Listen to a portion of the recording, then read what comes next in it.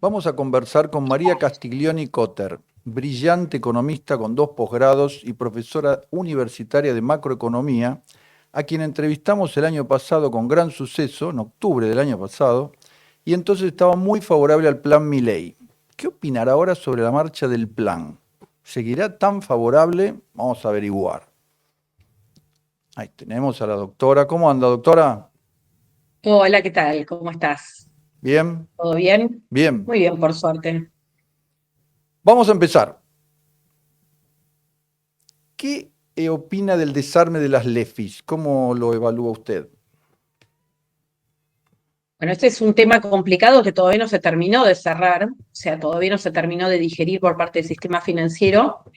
Y creo que para mí es importante mirar en perspectiva, ¿no? De dónde salieron las LEFIs que terminaron ahora, pero que duraron un año, y que son parte de la herencia que tiene que ver con los años de una política fiscal, monetaria y cambiaria que terminó siendo insostenible, pero que nos llevaba, digamos, a un creciente colapso porque básicamente después de haber defolteado y reestructurado deudas, ya en el 2020 una nueva reestructuración que fue muy mala, llevó que ese gobierno con déficit fiscal, que siguió siendo muy alto, se financiara con emisión monetaria, es decir, usando el Banco Central, básicamente endeudándose con el Banco Central y el Banco Central emitiendo pesos que ya eran excesivos o tal vez es difícil discutir cómo estaban al principio del gobierno de Alberto Fernández, pero que sin duda fueron pesos que no eran demandados por la sociedad y que el Banco Central, o de vuelta con CEPO, lo que hacía el Banco Central era, mediante regulaciones, llevar crecientemente a que el sistema financiero terminara siendo el mecanismo de sacar de vuelta parte de esos pesos que se habían emitido a través de tasas mínimas de plazo fijo y con el esquema de los pasivos o las LELIQs, ¿no? Esas LELIQs que fueron capitalizándose y aumentando en volumen por la capitalización misma, porque se renovaba el capital más los intereses, pero también porque había necesidad de seguir haciendo esa operación en forma permanente por el déficit fiscal. Entonces, todos esos pesos que llevaron a que la carga de intereses sola de esas LEFIs representaran en noviembre del 23 más de 10 puntos del PBI, era obviamente sostenerle una bola que se iba a seguir agrandando. Obviamente, cuanto mayor tasa de interés, más rápido se iba deteriorando esta situación. Desarmar todos esos pesos no deseados para ir a un esquema más normal, es decir, a pensar en un banco central que haga política monetaria, es decir, que trate de que la inflación sea baja y estable, que el sistema financiero sea solvente y obviamente se ocupe de financiar el sector privado, intermediar entre el ahorro y la inversión, que es lo que hacen los bancos en el mundo, los bancos centrales en el mundo. Bueno, todo ese proceso para llegar a ese final de la película había una transición muy compleja y esta transición se fue desarmando de a poco en lo que tiene que ver con la parte de los pasivos que te estaba contando recién. El resabio fueron en julio del año pasado estas LEFI, que fueron un mecanismo intermedio mediante el cual el Banco Central les permitía a los bancos utilizar o dejar su liquidez excedente a la noche, overnight, digamos, todos los días, y que era un mecanismo que les permitía cierta flexibilidad porque los bancos les daba una remuneración, ¿no? Las LEFI tenían una tasa. Esas LEFI que eran en realidad del tesoro, ¿no? Porque en el medio, el año pasado, el Banco Central dijo, Sí, esto no es mío, en realidad estos pasivos no son culpa mía, son haber sido la herramienta, digamos, del tesoro, por lo tanto el tesoro lo que hizo fue cancelarle las letras y una parte del resabio fueron estas LEFI que están a cargo, digamos, en manos del tesoro. Son parte de lo que es la deuda, que cuando uno mira ha ido cambiando a lo largo de la gestión de este gobierno. Aumentó la deuda con el Fondo Monetario y se redujo notablemente la deuda con el Banco Central. Por un lado, contra estos dólares que se canceló, que eran los activos de letras intransferibles, y también por el lado de los pasivos, es decir, haciéndose cargo el Tesoro de las consecuencias que había generado ese proceso de tantos años de financiarse con emisión monetaria. ¿Por qué es todo esto? Porque en definitiva, para poder lograr que la inflación se baje estable, hace falta que la cantidad de pesos que hay en la economía sean los que la gente demanda para sus transacciones, y por eso había que limpiar parte de la herencia, y no alcanzaba solamente con cortar el chorro mensual, que era el déficit, que era fundamental, porque sin esto digamos, todo lo otro no se sostiene. Ahora, habiendo resuelto esto no alcanzaba, era condición necesaria pero no suficiente, hay que ir limpiando. Y bueno, las distintas estrategias que tomó tanto el Banco Central como el Ministerio de Economía de ir absorbiendo sin corralito, sin plan Bonex, sin default, sin una hiper previa que licuara los problemas, que implicaba, obviamente, o sea, los economistas decían la hiperinflación. Eso implica que se rompe el sistema de precios y que, en definitiva, la gente, digamos, te llega desabastecimiento, pobreza extrema, desorden total, se rompen los contratos, digamos, ya sabemos, pero no es menor, porque cada decisión que se toma, hay otro abanico de posibilidades a veces acotado, pero que tiene consecuencias. Nada es gratis, todo tiene su costo, y se trata de buscar minimizar los costos de cara a un país que tiene que llegar a ser normal, ¿no? Y eso es un poco, a veces es bueno levantar la mirada, por eso voy un poco para atrás. El desarme de las LEFI no es fácil, porque implicaba encontrarse con liquidez no demandada, o medianamente demandada, que había que administrar. ¿Cuál era la mirada del Banco Central, que trabajó con los bancos? Vayan colocando parte de las LEFI en algunos bonos, instrumentos que se van ofreciendo, no son tan instantáneos, bueno, otros quedarán en liquidez. Bueno, esto no fue fácil, no está siendo fácil, y en el camino el Banco Central está tratando de administrar, ¿no? Subió los encajes de lo que son depósitos a la vista en varias oportunidades. Ahora las últimas medidas que tomó fue, en parte, en el neto subir, pero hasta ahí, porque en definitiva les amplió la posibilidad de que una parte la puedan colocar o cumplir ese rendimiento, esa exigencia con algunos títulos que tienen interés, de forma tal de no deteriorar tanto el resultado de los bancos, porque obviamente cuanto más guardes vos en encaje sin remunerar, bueno, es plata que no podés prestar.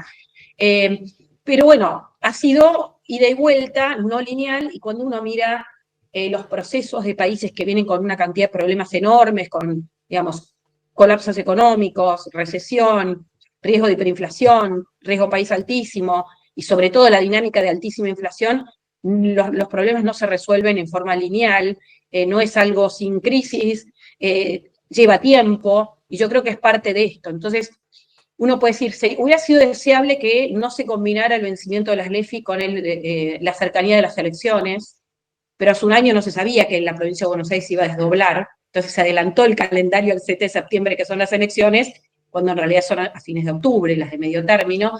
Eso complicó un poco, te diría, el panorama.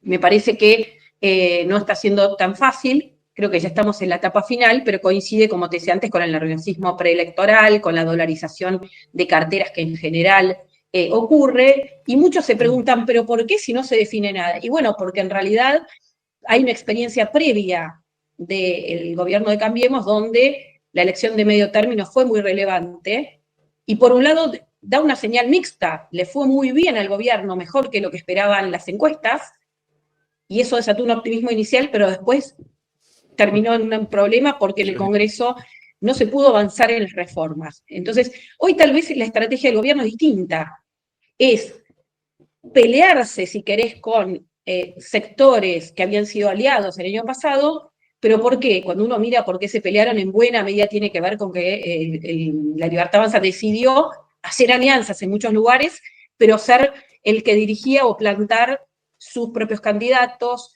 apostando a un cambio más fuerte, o que los propios diputados y senadores estén alineados con el programa económico. En el gobierno de Cambiemos, recordemos, había una coincidencia en muchos temas institucionales adentro de Juntos por el Cambio, o Cambiemos, pero no había una mirada tan común o homogénea en las reformas económicas. Por lo tanto, había problemas primero adentro para decidir los cambios y luego mucho más en la discusión, y además me parece que era otro momento, ¿no? Pero obviamente las experiencias pasadas pesan a la hora, sobre todo, de los mercados, ¿no?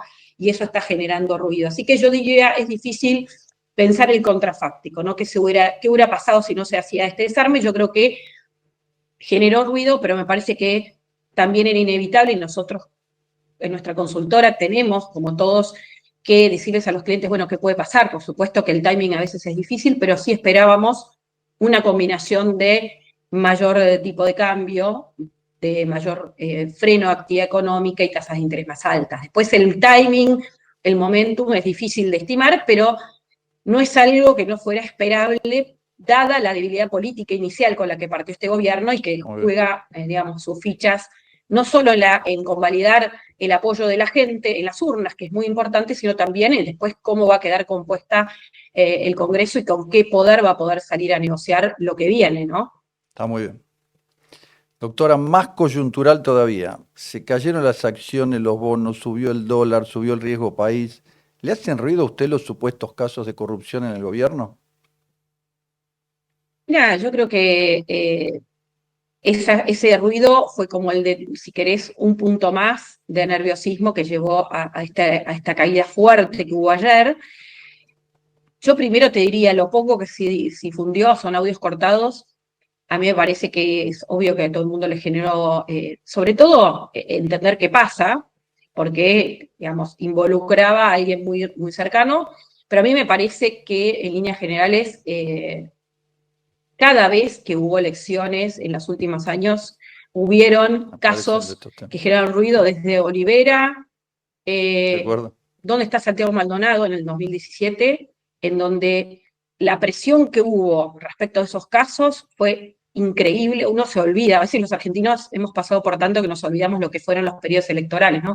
Y hubo muchos casos más como estos. Sí, sí. Entonces, en ese sentido, yo te diría, lo veo más por ese lado, pero que obviamente los nombres que circulaban o que querían involucrar eran muy relevantes, ¿no? No eran menores.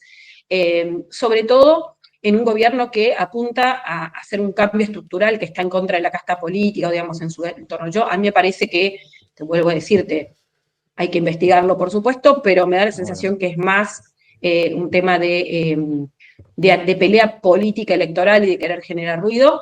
Y sí creo que cada vez que uno administra dinero de terceros, ya sea en una empresa, en un consorcio de edificios, ni hablar en un municipio, una provincia, organismos del Estado, es muy importante porque la corrupción está presente siempre en todas partes del mundo y lo que hay que hacer es minimizarla.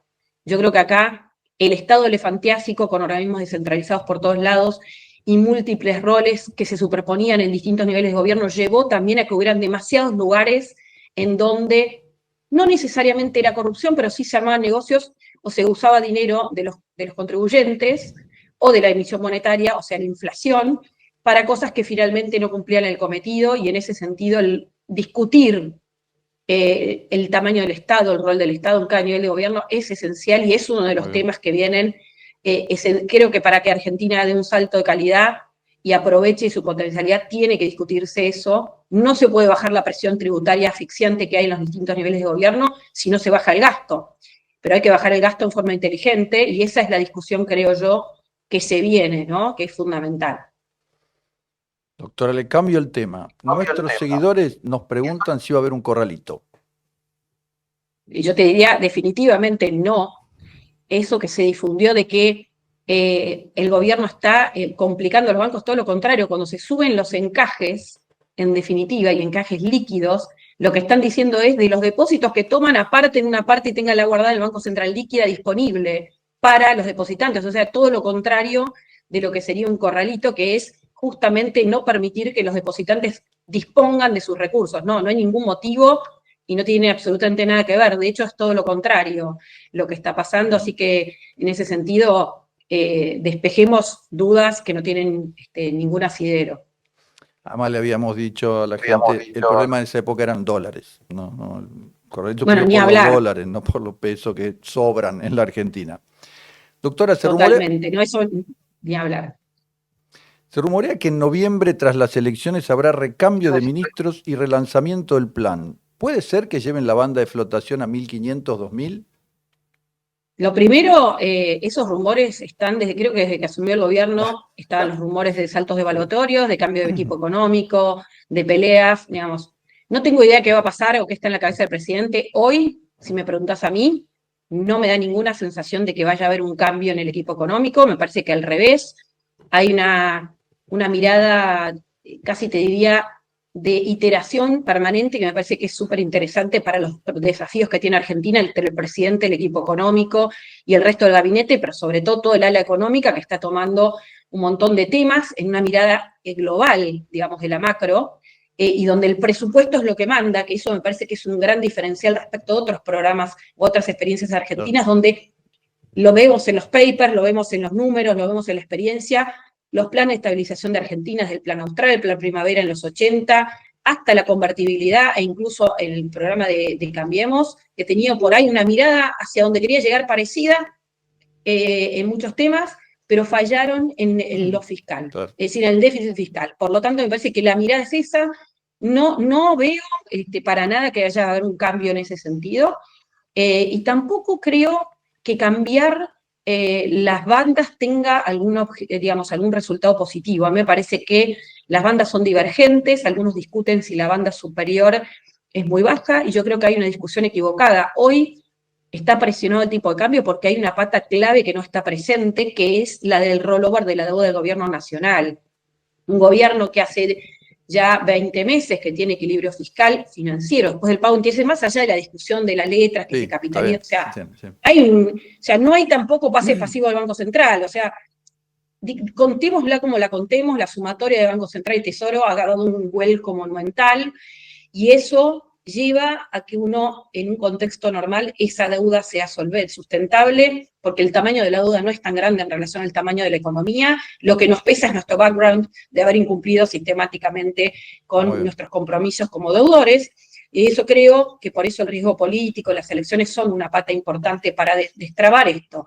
Si el gobierno nacional no tuviera que comprarle reservas al Banco Central para hacerse, digamos, de los dólares para ir cancelando deuda, como ya ocurrió, quita muchísima presión al mercado de divisas. Si algunas inversiones que están esperando entran, yo te diría, le va a dar margen al Tesoro e incluso al Banco Central para poder comprar dólares, para que no baje, de hecho, no se aprecie el tipo de cambio, si pensamos en un contexto más normalizado.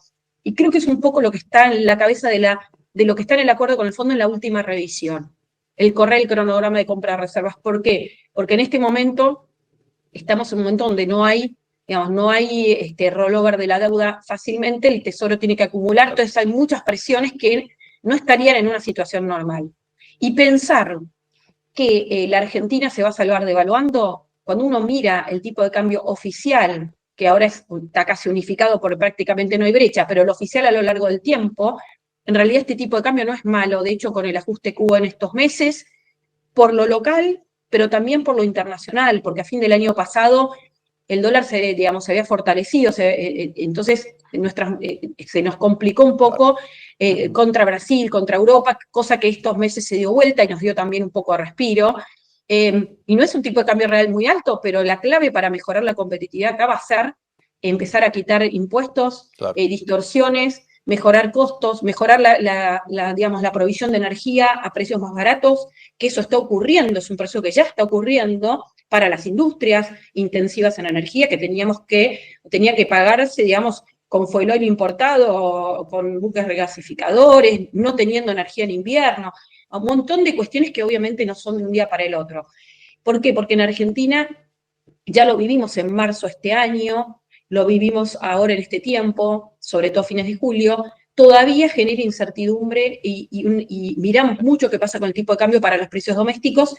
No logramos todavía, aunque fue muy bajo el pass-through, separar y que realmente el impacto sea el que tiene que ser, como ocurre en Chile, como ocurre en Brasil, que tiene que ver con reconstruir la demanda de nuestra moneda. Por lo tanto, yo creo que pensar esa solución de hay que devaluar, creo que eso no va a resolver ningún problema, y de hecho, las sucesivas devaluaciones, por ejemplo, el gobierno de Cambiemos, para mejorar el tipo de cambio ajustado por inflación un 30%, 35%, que es lo que pasó al final al 2019, tuviste que devaluar un 120%, generaste una suba de precios, esa suba de precios y del dólar te llevó a tener que volver a subir tarifas, digamos, toda una espiral que me parece que no es, digamos, es un costo demasiado alto para una sociedad que viene empobrecida hace mucho tiempo, por más que bajó la pobreza, todavía está en 30%, donde todavía los salarios reales recuperaron más rápido de cuando, por ejemplo, charlamos el año pasado, hubo una recuperación mayor en la actividad, pero en estos meses está más estancado. Hay meses que mejora el salario real, meses que no, la actividad económica está más parada, desde un nivel más alto, desde un nivel parecido a los récords a los que hemos llegado en el pasado, pero que es una economía que no crece desde 2011. Entonces, me parece que ese tipo de ruidos no son la solución, es lo que apelamos los argentinos siempre, y me parece que no pasa por ahí. Es una dinámica donde no es una Argentina que va a disponer, o si se destraba más crédito, donde tiene que apostar a la productividad, mirar los costos adentro de las empresas, donde los gobiernos tienen que empezar a mirar justamente en qué van a gastar sus recursos, en cómo facilitarle la vida al contribuyente y dar los servicios que cada nivel de gobierno tiene que dar, porque la verdad que también cuando uno mira hay superposición de oficinas y de gastos que al final se tiran la pelota, nadie se hace cargo, pero que son gastos, son burocracia, y la mirada keynesiana de algunos es, no, pero esas personas que tienen un puesto público gastan su ingreso y eso es demanda y consumo. No, porque si vos no generás valor agregado, finalmente estás, digamos, repartiendo en algo que es cada vez más chiquito y vos lo que tenés que hacer es agrandar la masa, es decir, generar valor agregado, y hay un montón de sectores donde Argentina tiene enormes oportunidades.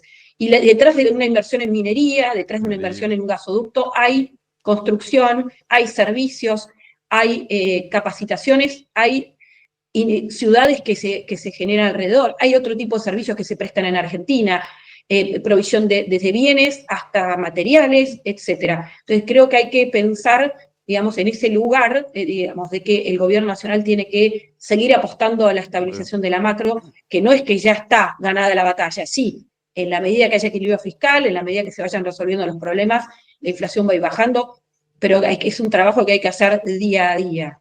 Está muy bien. Doctora, yo le expliqué a la gente que hay una ley en economía que dice que no se pueden manejar todas las variables al mismo tiempo, porque si no alguna le hace agua. Cantidad de dinero, tasa de interés, tipo de cambio, nivel de actividad. A mí me parece que el gobierno, además de eso, mira los precios del supermercado, cuánto suben los sueldos, la liquidez bancaria. Le hago dos preguntas. Si esa ley existe, si es real, y si estaría perjudicando el nivel de actividad. Bueno, por supuesto que esa ley existe. Que el gobierno mire todo está muy bien, porque en todas partes del mundo los gobiernos, tanto los ministerios de Economía como los bancos centrales, miran todas las variables de la economía, cada uno para tomar sus decisiones. ¿Para qué? Para apostar a que la estabilidad económica se mantenga. La Argentina la tiene que alcanzar, no la tiene. Y luego, obviamente, ¿para qué? Para que hayan condiciones para que la economía crezca, es decir, la actividad económica. Es un output, digamos, por supuesto, lo mismo que la inflación.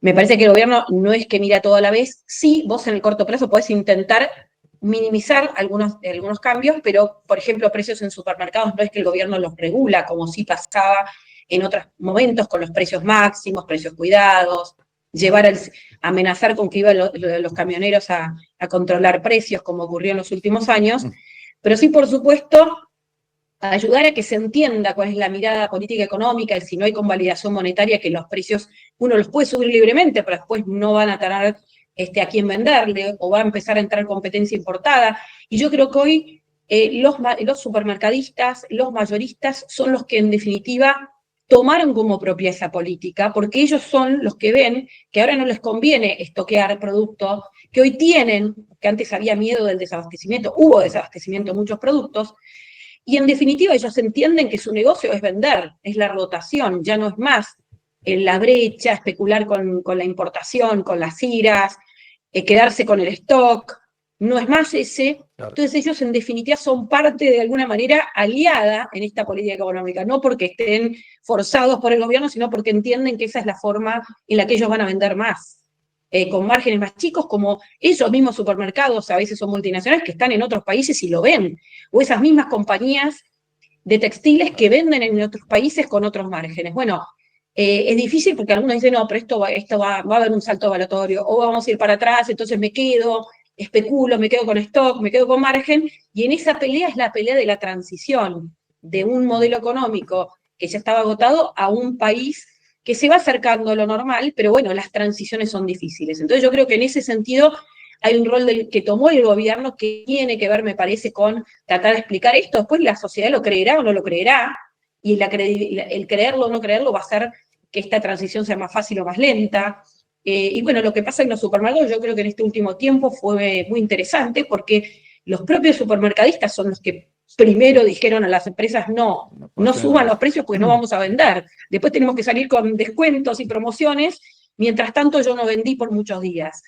Yo creo que eso es más por ahí. Y sí, claramente en el corto plazo, en esta transición, vuelvo a decirte, donde la tasa es endógena y controla la cantidad de dinero, obviamente que va tratando indirectamente de inducir o de ayudar a minimizar los daños. ¿Por qué?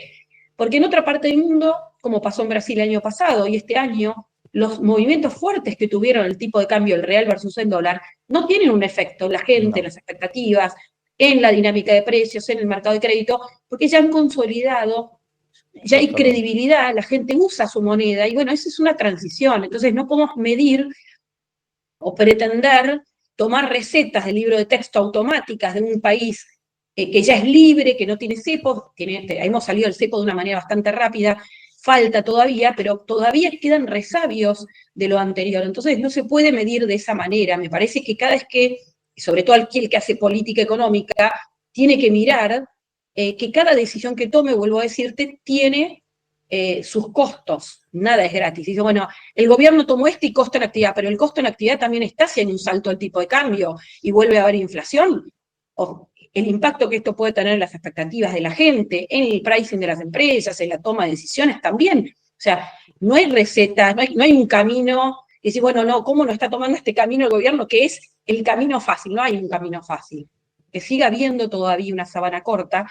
Vuelvo a decirte, el no contar con credibilidad como deudor el país, te quita muchísimos rangos de Claro. libertad. Y eso, obviamente, en un periodo electoral, como hablamos antes, es como que se agranda todo, ¿no? Y lo estamos viendo en nuestro mercado de capitales, que también tiene otro problema.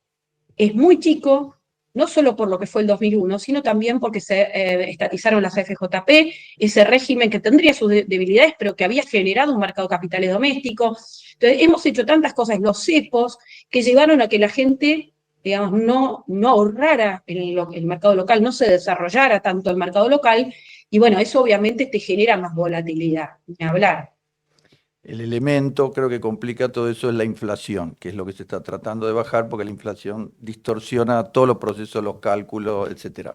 Doctora, Totalmente lo que vos decís es así y recién ahora se está es pudiendo eso. empezar a planificar y a tener horizonte. Por eso creo que el objetivo de bajar la inflación es muy importante para tener horizonte, para que empiece uno a planificar, para que compare precios, pero también obviamente para Totalmente. atacar a los que menos tienen, o ayudar a los que menos tienen. Para apoyar lo que dice la doctora, en Brasil, Chile, Uruguay, Perú, no hay inflación o es bajísima. Entonces no hay esta alteración permanente de las variables.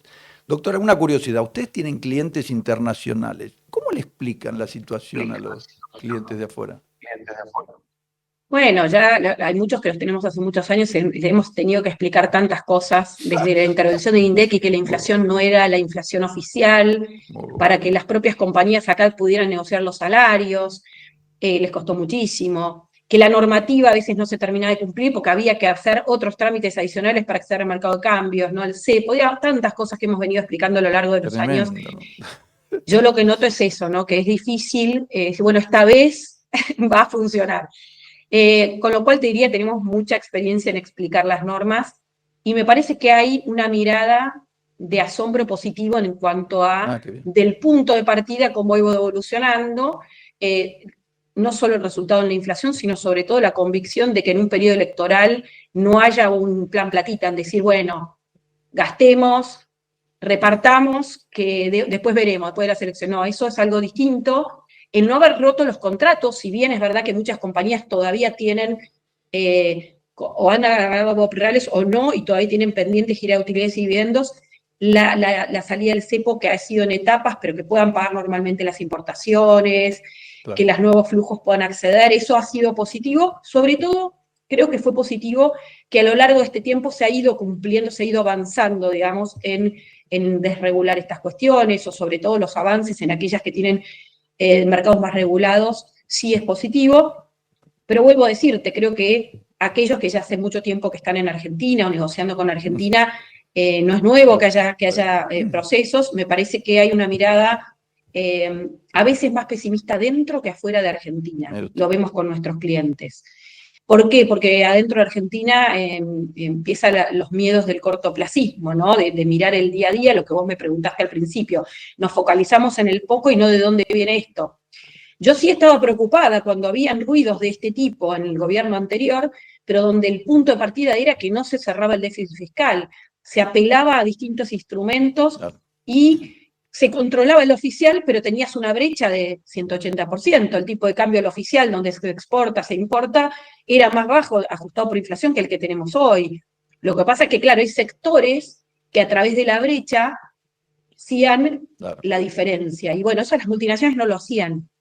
Entonces ahí hay algo que es positivo para ellas, porque no tienen permitido la flexibilidad que tenemos los argentinos, que entendemos un poquito más estas normas y nos adaptamos, lamentablemente, a la regla del juego, ¿no? Por supuesto. Y además, donde en definitiva sectores, por ejemplo, como el turismo, que están preocupados, miraban la brecha, porque ¿cuál era su benchmark? Que el argentino, para viajar al exterior, tenía que pagar el dólar más alto, y por más que el oficial estuviera atrasado, el dólar alto le ponía una ventaja y, digamos, como una protección, y para los países vecinos venían acá a comprar como si fuéramos un país, digamos, pobrísimo de la región, y venían a comprar precios de remate, y los pobladores de las regiones que eran limítrofes o turísticas, el que vivía ahí estaba complicado, porque los precios eran baratos para extranjeros, pero muy caros para el local. Pero bueno, vivían y sentían la sensación de tengo actividad económica. Eso ya no va más, porque aunque hay una corrección cambiaria, que personalmente creo que no la va a haber, aunque hubiera, el salto cambiario no va a ser nunca el tipo de cambio que había con la brecha, porque ese tipo de cambio era el correlato de los sobrantes de pesos que había en la economía. Yo hice varios gráficos que son interesantes que te marcan la brecha entre el oficial y el blue, y cómo eso se correlaciona con las ratios de la cantidad de pesos que había en la economía versus las reservas del Banco Central. Ese sobrante de pesos te llevaba lo veías en la brecha, y te permitía esa situación que no se va a repetir a menos que caigamos en una crisis profunda, cosa que no creo que ocurra, porque además el ancla fiscal está, digamos, garantizado, o sea, el gobierno no lo va a ceder. Entonces, me parece que lo más sano para los sectores turísticos es que vean de qué manera encuentran formas de ofrecerle al turismo local e internacional precios competitivos, buscando darle otros servicios, innovando, digamos, hay que cambiar el chip, y en eso le pega también al turismo. Y no pretender, yo siempre me pregunto, y lo veo como economista,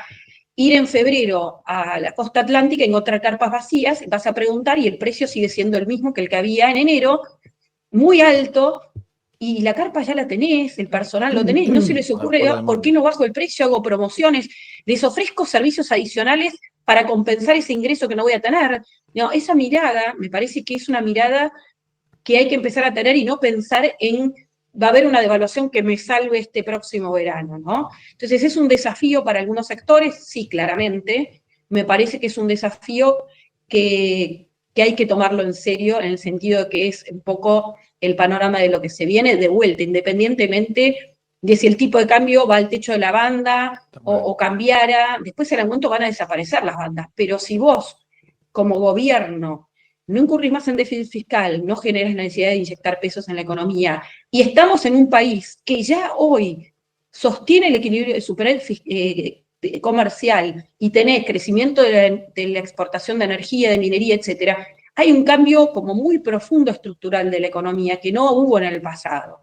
Por lo tanto, el desafío va a ser justamente no tener un tipo de cambio demasiado bajo por el lado de las buenas, no por las exportaciones. Entonces, es como que el seteo dentro de la economía argentina tiene que ser ese. Y obviamente ahí los gobiernos nacionales, provinciales y sobre todo municipales y provinciales tienen muchísimo para ayudar, quitándole tasas, impuestos, ingresos brutos, alícuotas, costos, trabas y regulaciones que encarecen los negocios en cada lugar.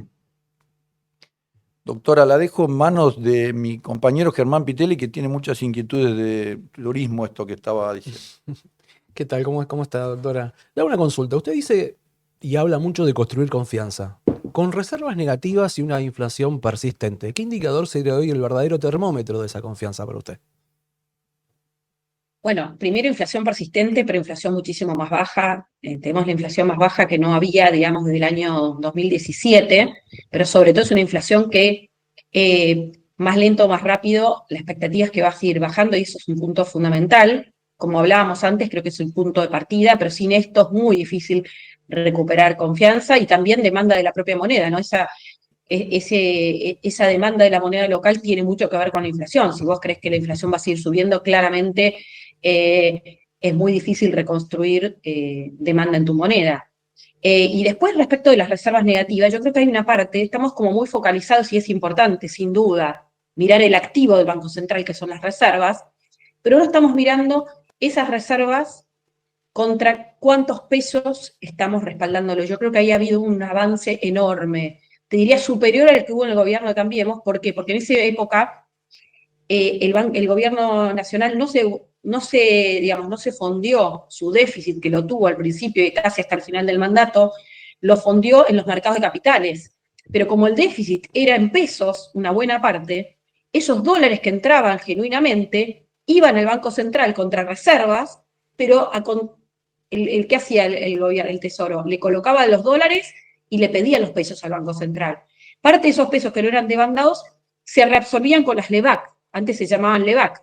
Entonces tenías esos pasivos remunerados que te iban ampliando. Por lo tanto, yo creo que también hay que mirar cómo está ese balance del Banco Central. Y en ese sentido, más allá de que las reservas siguen siendo bajas, ha sido un enorme avance, porque hoy tenés un respaldo de los pesos muy amplio, más allá de que parte de esas reservas tienen un vencimiento, por eso se netean.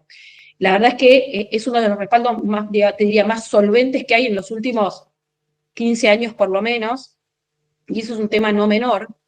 El tener un tipo de cambio flexible no es lo mismo las reservas que vos te tenés que cuando tenés un crawling peg o una convertibilidad, donde tenés que tener, o mirás cuántas reservas tiene el Banco Central. Si el Banco Central no interviene, después cuando llega al techo de la banda tenés que tener un respaldo. Claramente, como contaba al principio, yo creo que pasadas las elecciones, si el gobierno le va bien, esto va a quitar presión. Si el riesgo país baja, sin duda va a poder lograr que se rolee la deuda, se le va a quitar presión al mercado de divisas, y esa menor presión al mercado de divisas le va a permitir al Banco Central o al Tesoro o a ambos ir comprando reservas y reconstruirla de una manera que quite ese miedo, y por supuesto que eso sería un círculo virtuoso, ¿no? Entonces yo creo que hay que mirar desde el corto plazo y cómo eso, en lo inmediato te diría, no me parece que esa sea una preocupación, por más que en el mercado algunos la miran. A mí, personalmente, me parece que se está mirando una parte del Banco Central y no la película completa. No es lo mismo tener un mismo nivel de reservas brutas, que ahora son el doble que las que había cuando asumió este gobierno, o netas, si vos tenés pasivos y un montón de pesos que devengan interés, que cuando no los tenés, ¿no? Entonces creo que ahí hay un cambio sustancial. Ujú. Durante el 2025 muchos argentinos viajaron a Brasil, a Chile, a Estados Unidos, a Europa, en contrapartida con el turismo interno, que cayó mucho, algo que usted hablaba sobre eso. ¿Dónde prevé que los argentinos van a veranear el 2026? Bueno, yo creo que acá puede ser un mix. Sin duda, los argentinos por muchos años no pudieron viajar. Muchos argentinos no podían viajar a Brasil, a Chile, cruzar el charco, porque era inviable por esta brecha discomunal que había. Entonces, creo que este cambio hace que muchos quieran volver a viajar, aunque este año, y es importante, va a ser bastante más caro que lo que fue el año pasado, ajustado por inflación, irse al exterior por este cambio, esa combinación de que subió el tipo de cambio nominal, pero que además las monedas, los países, se volvieron a apreciar contra el dólar, o sea, se fortaleció el real. En enero del año pasado, a principios de este año, fue el momento, la combinación, o mejor combinación para ir a Brasil, ¿no? El dólar era 6,20 reales para un dólar, Claro. y el peso había estado muy apreciado en Argentina. Ahora esto cambió. De todas maneras, yo creo que va a volver a haber mucha gente en el exterior, y la gran pregunta es qué va a ofrecer el turismo local para que vayan argentinos. Yo creo que hay una tarea que no es sentarse a ver qué pasa con el dólar, es qué precios ofrece los distintos destinos turísticos, que tienen la ventaja de que son más cerca, de que de repente lugares de la zona balnearia, hay algunos que están muy cerquita de Buenos Aires, entonces podés ir menos días o podés ir y volver y dejar la familia y quedarte con más personas, porque viajar al exterior si vas en avión es más caro, pero bueno, también que hayan ofertas de vuelos, que ahora estaba viendo, por ejemplo, a distintos destinos de Argentina a precios bajos, accesibles, puede ayudar también, pero yo creo que acá va a ser un mix, y va a ser un desafío que me parece que hay que o cada uno de los argentinos tomar como, ya no necesitamos, no somos papá Estado, ayúdame, es qué voy a ofrecer yo para que el turista argentino quiera venir a mi lugar, disfrute de este lugar o este destino, ya sea en la costa o ya sea en el sur o en Mendoza o en Córdoba, ¿no? Así que me parece que es una pregunta abierta, pero obviamente va a ser un escenario desafiante. Ya no estamos en una economía con una protección de brecha gigantesca que haga que al que le sobra un peso va a tener que viajar sí o sí a Argentina porque no puede ir a otro lado, ¿no? Tienen que elegir porque Argentina tiene lugares fantásticos, lindísimos. Yo soy una enamorada de Argentina, me encanta recorrer el país, ir a distintos lugares, el norte, el sur, en todos lados. Todos tienen sus beneficios, me parece que ahí hay algo para hacer desde los que viven del turismo en Argentina para atraer este turismo, ¿no? Mi última consulta. Usted, a lo largo de toda esta entrevista, insiste mucho sobre la necesidad de credibilidad de un gobierno, ¿no? Como economista, en términos concretos, ¿qué generaría más confianza después de octubre? ¿Una reforma previsional, laboral, una reducción del gasto, más reducción del gasto, o una estrategia clara sobre la deuda y las reservas? Mira, yo creo que es volver al Pacto de Mayo. ¿Qué es el Pacto de Mayo que se firmó el 9 de julio del año pasado? Esa hoja de ruta que para mí es muy completa y que firmaron 20 gobernadores y que obviamente este año quedó guardada en un cajón. Se habló un poquito, pero no mucho, y que tiene todo esto que vos me mencionaste. A mí me parece que el gobierno nacional lo que está apuntando y que me parece sensato hacer es consolidar el equilibrio fiscal.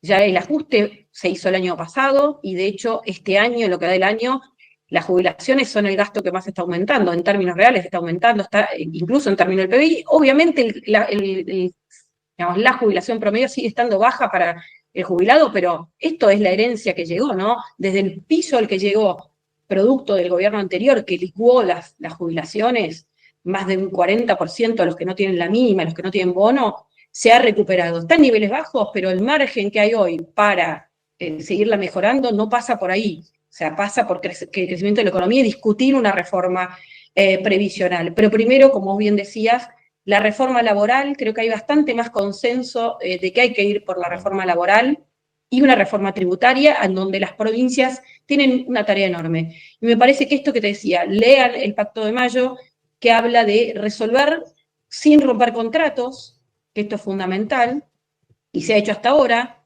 no buscar atajos que son un problema, porque es parte del problema que tiene Argentina como deudor, el haber roto tantos contratos en el tiempo nos quita credibilidad.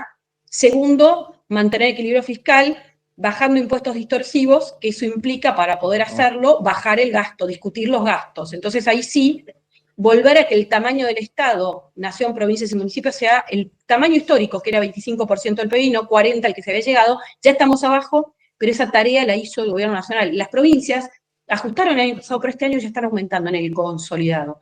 Y uno la pregunta es, ¿en qué están gastando? ¿Cuál es el gasto? ¿Qué tiene que hacer cada nivel de gobierno? Creo que esa es la discusión que se viene, que es una discusión más adulta, que Argentina no se ha dado por mucho tiempo, porque siempre buscamos una cosa que nos salve. No existe una herramienta que nos salve. ¿Qué sé yo? Devaluemos, pongamos el cepo.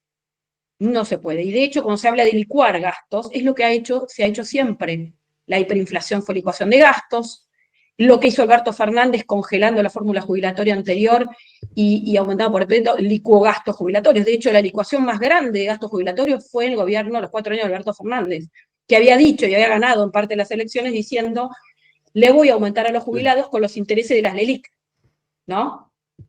Lo que hizo fue duplicar la carga de intereses de las LELIC de 5 puntos del PBI a 10 puntos del PBI y bajó más de 3 puntos porcentuales el peso de jubilaciones respecto al PBI y licuó la asignación universal por hijo, de 1,2% del PBI a 0,8%. El otro día me tomé el trabajo de hacer esto, de mirar estos números, y hoy lo que está aumentando de gasto social, eso se aumentó al principio, ya está prácticamente en los niveles que tenía el gobierno de Cambiemos cuando lo dejó su mandato, que para mí es digamos, no podemos discutir si hay que tener o no asignación universal por hijo, es una ley que tiene ya muchos años, pero que es la que apunta directamente al beneficiario, a los niños, que son la población etaria con mayor nivel de pobreza y a la que hay que apuntar, digamos, porque no tienen digamos, resolverlo, y lo que sí está achicándose es el gasto, te diría, de planes más arbitrarios, que aumentaron mucho en el 2023, y que hay que apostar digamos, a que eso sea, como es ahora, vaya volcándose a capacitación y a trabajo. Me parece que es un poco la mirada que tiene el gobierno, que creo que hay que reforzar. Me parece que es por ahí el camino, y obviamente la reforma laboral para ayudar a que se pueda crear empleo, a que sobre todo la pyme, que es la que emplea más. Hoy nadie quiere crecer, y casi que estaba mal visto, hasta ideológicamente, crecer, que te vaya bien, pero además, porque vos contratar trabajadores no era solo pagar una carga laboral altísima, que es un problema, sino también comprarte un problema enorme con juicios laborales y ruidos que a veces llevan a que nadie quiera crecer. Si vos no querés crecer es un problema para el país, porque hay sectores que quieren crecer, pero vos necesitas de la capacitación y de la gente, ¿no? Del factor humano, del capital humano para poder crecer. Doctora, última pregunta porque sabemos que está apurada. Noviembre, Javier Milei la llama a colaborar en el gobierno. ¿Qué medidas le sugeriría? Bueno, un poco lo que estábamos hablando, yo creo que pasa por ahí el desafío. Me parece que el gobierno está apuntando a eso, por lo menos lo que ha dicho, tiene eso en la mirada, y creo que yo le diría, reforzaría todo esto, ¿no? En ponerlo también en la opinión pública y la sociedad reclame esto, ¿no? Reclame, se haga cargo, Dios, de lo que paga, de los impuestos que paga, exige una contraprestación, pida que el Estado se ocupe de lo que se tiene que ocupar y libere la presión al sector privado para que pueda innovar.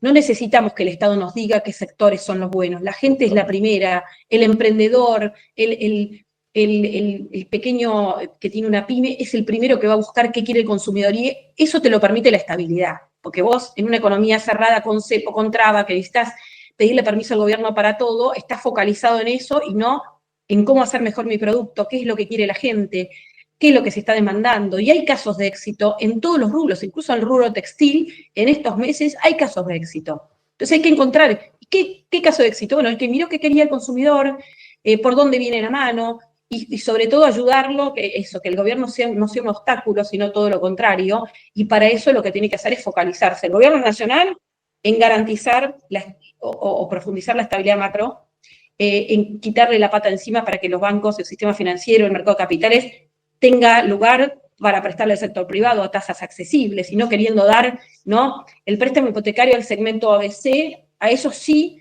pero el resto no tiene crédito. No, justamente el desafío es este, ¿no?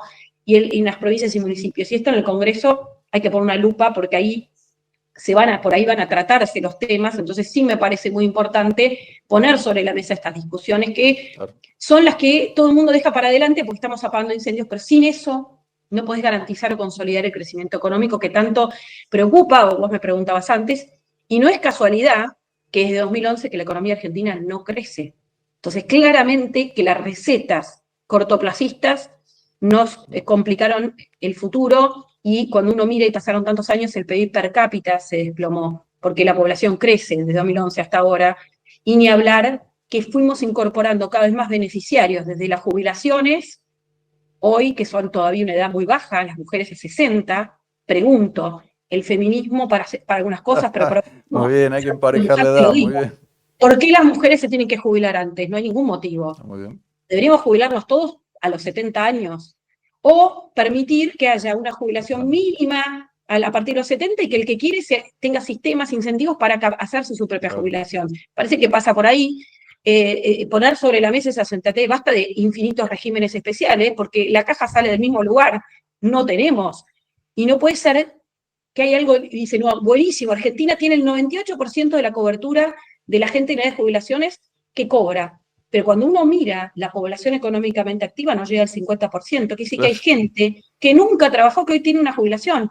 Discutamos si está bien o no. Si queremos que eso sea así, entonces no vamos a poder tener altas prestaciones, la gente va a cobrar poco, todos van a cobrar, pero muy poco. Claro. Entonces, ¿cómo hacemos para que aquel que quiera aportar más, aporte y tenga una buena jubilación? Bueno, si es con régimen de reparto, hay que cambiar los incentivos, como ya hemos roto tantas veces, bueno, ¿cómo creamos incentivos para que la gente se cree su propia jubilación? Obviamente estas discusiones no las podés tener si tenés riesgo de hiperinflación, pues estás viendo cómo sobrevivís el próximo mes. Ahora, si no tenemos esta discusión, no vamos a poder salir de esta. Entonces, me parece que es muy positivo no tengo consejos para ello. Yo creo que el gobierno lo tiene en su mente, que el presidente, que es ministro de Economía, mira el largo plazo. De hecho, ha hecho mucho énfasis y muchos nos preguntaban, ¿por qué el presidente habla de lo que es la tasa de interés como concepto intertemporal y del largo plazo? Si estamos discutiendo las LEFI, el dólar, ¿no?, el riesgo país de hoy.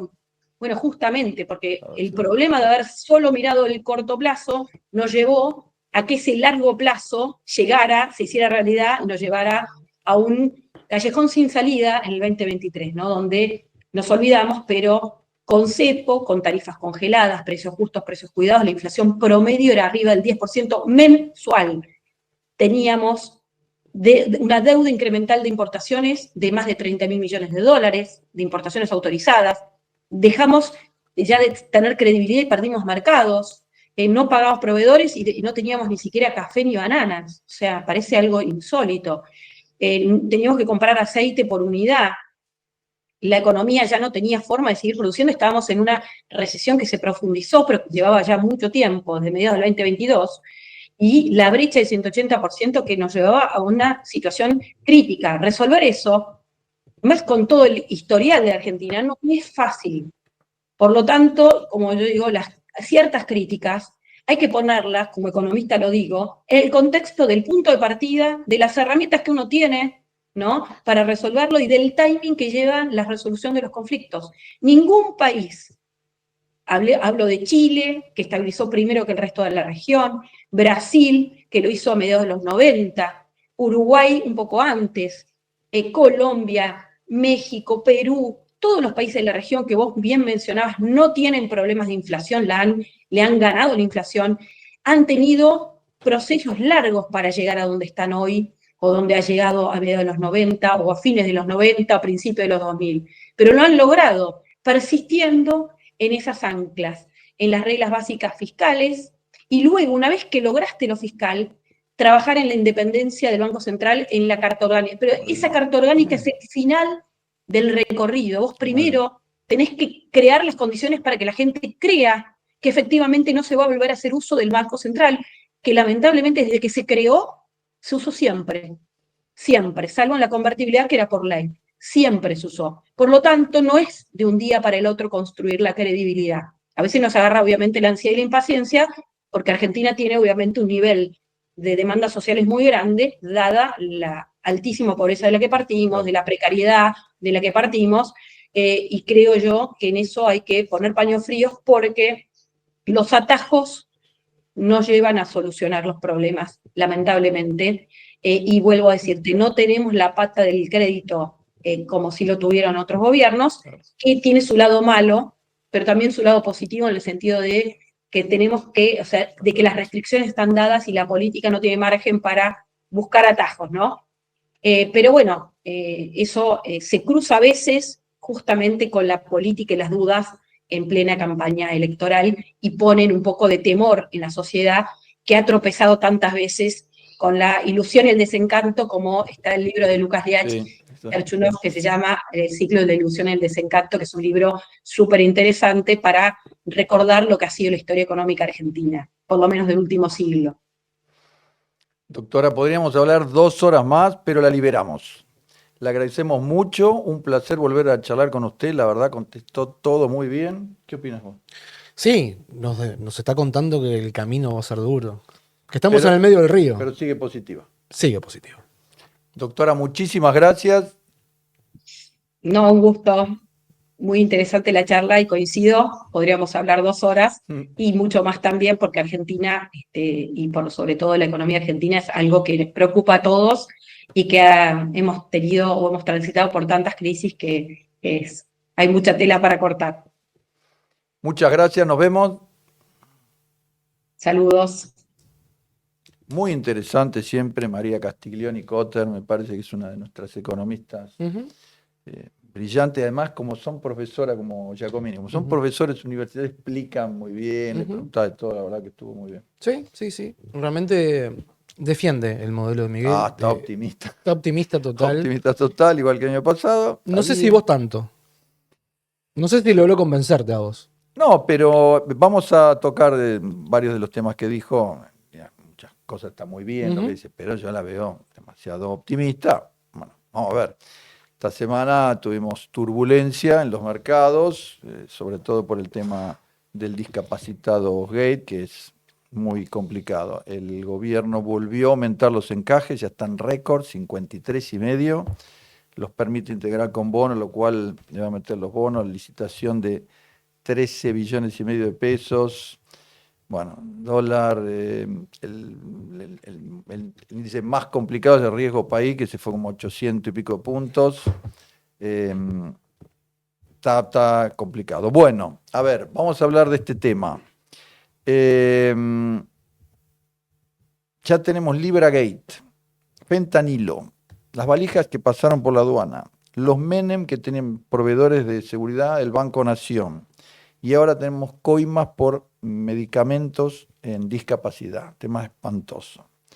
Yo cuando surgen estos temas siempre atiendo dos aspectos: las reacciones de los acusados y qué elementos son los más destacados. Fíjese, empecemos por los elementos. Todos los socios, estos familiares del laboratorio, todos estaban escapando. Cuando lo fueron a buscar, todos estaban escapando. Uno se profugó y se entregó después. Le encuentran una máquina de contar billetes. Yo te pregunto, Pitelli, fuera de banco, agente de bolsa, financiera, mesa de dinero, ¿a qué particular le viste una máquina de contar dinero? Yo nunca vi. Una empresa que provee al Estado vende, o sea, cobra dinero, no paga. Este señor tenía $260.000 dividido en sobres, 7 millones de pesos en efectivo. ¿Para pagarle a quién? ¿Para pagarle por qué? Raro, todo eso raro, todo medio escapándose, qué sé yo. Y las máquinas de contar dinero nos trae recuerdo también de la Rosadita, no sé si te contás Bueno, también. Mesa de dinero, truchimbanda total, están todo el día contando billete negro, porque si no, máquina de contar dinero, un laboratorio, todo raro. Karina Milei, la Pamela esta, se llama David, la acusó de tener un Rolex de $35.000. Hizo un escándalo la señora, escribió en Twitter, le dijo, tenés que pedir perdón, la obligó a retractarse. La acusan de cobrar como $30.000 por medio discapacitado y no dice nada. A mí me suena raro, la verdad que me suena raro. Este españolo visitó 3 veces a Lule Menem en los 15 días después de su designación. Me suena raro. Discapacidad dentro del presupuesto de la Nación Argentina es minúsculo, no lo ve ni con lupa. ¿Por qué lo citó 3 veces al despacho? ¿Qué tanto interés tiene Lule Menem en discapacidad? Me suena raro. Ya saben que es abogado personal de Milei, amigo de Milei, tiene 48 entradas en la Casa de Gobierno y 30 y pico de entradas en la Quinta de Olivo, donde él invita a Juan Carlos de Pablo y amigos a escuchar ópera, porque es fanático de la ópera.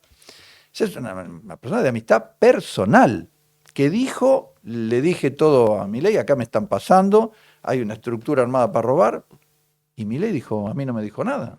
Los voceros oficiosos de Milei, algunos periodistas, empezaron ya a fechar la última entrada. Algunos dicen en marzo, otras dicen en mayo, como que la relación se habría enfriado. Mira qué bien. Bueno, es un buen dato. Quizás porque le planteó que había que cortar esto y Milei no respondió. Complicado. Ayer, el otro día en el discurso cometió un error ahí. Le estamos, como dijo, robando Le estamos afanando los choreos. Estamos complicados, presidente. A ver, la facturación de este laboratorio, es cierto que son los temas más grandes porque se fusionaron 3 laboratorios, pero pasó de 4.000 y pico de millones de pesos a 110.000 millones. Tiene contrato con el PAMI por 400.000 y pico de dólares, qué sé yo. La verdad, son todos elementos extraños. Bueno, Juan Luis González. Juan Luis González es un periodista, investigador de perfil por ahí, que escribió 2 libros sobre Milei. Uno se llama El Loco y el otro más reciente, Las Fuerzas del Cielo, que tiene una tapa muy, muy curiosa. Describe ahí a Milei como mesiánico, que habla con perros muertos, dice que clonaron 5 veces a Conan, que el último se murió creo que en 2020, pero Milei dice que sigue jugando a las mañanas con él, así rara. Dice que el padre hizo dinero importante de una manera turbia, que tuvo un proceso judicial largo y que la que heredó esa avidez medio perversa por el dinero es Karina. Si ustedes recuerdan, para ir a una cena pedía $2.000, para reunirse con el presidente 50.000, cuando ya era, cuando era candidato, cuando era presidente pedía $500.000, pueden pasar cosas mágicas, Libra Gate, todo esto turbio. El otro señor detenido es el número 2 que le puso el gobierno, que es el que él en los diálogos le pregunta, ¿pero vos qué venís a hacer acá? No entiendo. Él dice que se montó una estructura que le pedían comisión a estos laboratorios tan favorecidos, en particular a Suizo Argentina, y que remitía directamente a Lule y a Karina. Es una acusación gravísima, gravísima. Dice que toma decisiones en base a hechiceros, a cuestiones esotéricas. Y estos días surgió un dato muy interesante, primero que yo se lo vi es a Marcelo Bonelli en Clarín, pero también en otros. Dice que Caputo no tenía la intención de desarmar las LEFI. Y el que insistió, por eso siempre le decimos, el verdadero ministro de Economía de la Argentina es Milei, no es Caputo. Caputo es el ejecutor. Él le insistió que sí, que las desarmamos ahora. Caputo le parecía que no era momento, por todo esto que decía María Castillo Cotter, ¿no? Tener la elección en la provincia de Buenos Aires, la elección nacional, el problema, rebotó un poco la inflación. No era momento. Él insistió y salió muy mal, muy mal. Del otro lado, Cristina es astutísima. Todo el que la da por terminada, todo el que la subestima, todo el que se equivoca. Se equivoca un día, como López Murphy dijo, es astutísima, es una culebra que está siempre dispuesta a morderte. El juez Casanelo fue designado en épocas de los Kirchner. Y Riccardi, el fiscal de la causa, fue funcionario en el Ministerio de Justicia del último gobierno peronista. Yo no digo que sean kirchneristas, sí que fueron miembros o designados por el kirchnerismo. Lo manda a Dalbón, denuncia enseguida, pide medidas y ¡tac! Se la sacan muy rápido y los agarran a todos medio improvisados ahí, porque imagínense que si el gobierno, si se probara, digamos, que Hayden David le giró comisiones a la hermana del presidente, o se probara que esta estructura le pasaba $30.000 por mes a Karina Milei, a mí me parece que se termina el gobierno Milei. Se termina porque nadie va a tolerar de alguien que hace un ajuste tan fuerte que sea deshonesto. Él dijo y predijo, mi hermana es terriblemente honesta, porque vamos a terminar con la casta, el que corrompe le voy a cortar la mano, todo lo que ustedes ya saben, no me voy a extender. Hambrea a los jubilados, desarmó todo lo que sea deporte, corta dinero de todos lados. Si están robando consuetudinaria y estructuralmente, me parece que no se lo toleraría, ya dijimos, como al peronismo, que no le hace nada, porque el peronismo, vulgarmente, digamos, come y deja comer. Roba, pero subsidio para todo, empleo para todo, empresa. Este no, cortó todo en función de una austeridad. Si la austeridad fuera para los demás y para ellos no, yo creo que no lo toleraría. No sería posible seguir adelante. Y si sigue adelante, bueno, ya sabemos que el Congreso le votó 7 leyes en contra, ahora están reuniendo, lo va a interpelar al ministro. Va a sacar por todos lados, lo van a atacar por todos lados. Si perdiera, lo que ocurre es que pierde prestigio, pierde respeto, porque se supone que son impecables y muy duros, está bien, pero si son muy duros y corruptos, es inviable, me parece que es. Yo te había planteado en la semana, antes de venir acá a tu programa, de que también me recordaba el caso de Menem, ¿no? Ese primer Menem que habían saltado los casos del Somagate, el Swissgate. Veníamos de una economía destruida también del alfonsinismo, sin embargo la sociedad lo apoyó también aún con esas causas de corrupción, aunque reconozco que la hermana es una bala que pega muy cerca y no tiene fusible. La hermana es él, o sea, hay intermediarios. Yo te diría que hay dos diferencias. La primera es que la convertibilidad lanzó la economía inmediatamente. En cuanto lanzó la convertibilidad empezó a crecer la economía, con problemas, importaba fácil, lo que usted quiera, pero creció la economía, crecieron las reservas del Banco Central, crecieron las exportaciones, entonces el ánimo era otro. Erradicó la inflación, lo cual el argentino lo aplaudió, Y ya te digo, el peronismo siempre fue corrupto. Como roba y deja robar, la gente no es estricta. Si saliera Cristina Kirchner indultada y se presenta, obtiene el 25% de los votos. No le hace nada a la corrupción al peronismo. A este hombre me parece que sería intolerable.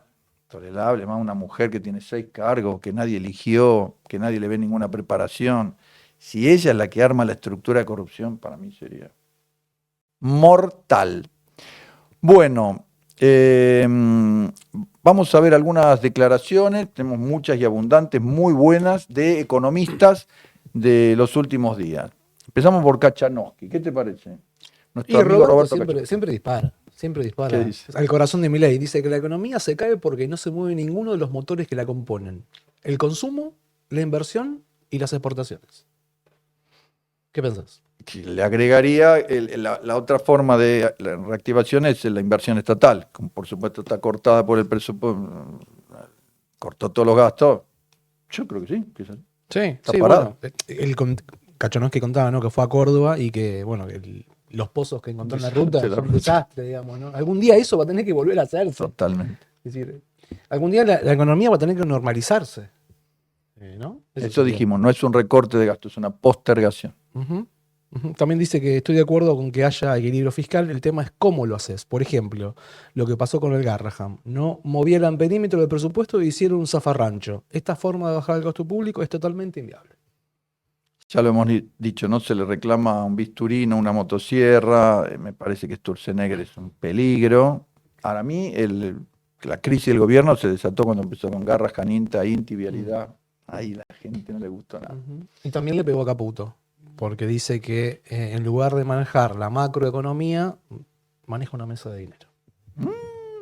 Sí, para mí, ya lo dijimos, el ministro de Economía es Milei y Caputo simplemente es el ejecutor y viene, sí, de las mesas de dinero, todo eso, la verdad, yo no le veo entidad, nunca lo tendría yo como ministro, ni me parece que lo deba mantener Javier Milei. Vamos a ver cómo termina esto, igual vamos a volver a este tema porque todo el tiempo tiene novedad y además la oposición lo tomó como la gran antorcha porque, bueno, puede pegar en el corazón, claramente, ¿no? Bueno, Lacunza viene hablando, muy bien, siempre es un tipo muy interesante, Hernán Lacunza fue ministro, tipo muy claro, dice en La Nación, porque después esta semana escribió Clarín, lo vamos a volver a ver. Previsible, es decir, totalmente volátil como la. Eso merma la voluntad de crédito, hay mucha más incertidumbre y eso baja la inversión y el consumo seguramente.